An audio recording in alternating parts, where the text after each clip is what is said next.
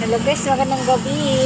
Nandito ako sa wasingan mo na guys. Nagwawasin tapos naglinis lang ako ng aking motor. Tricycle, alis na si Lola. Kinuhaan ko lang ng dumi.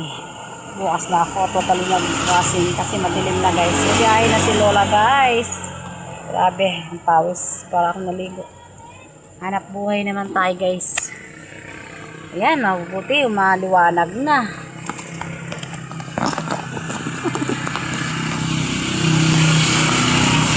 Hanap buhay na naman si Lola.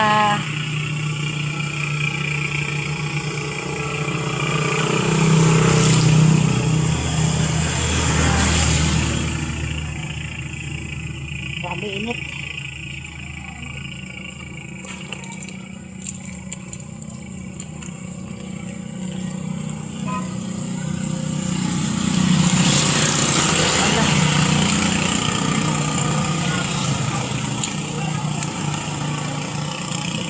Lipstick muna ako guys kaya para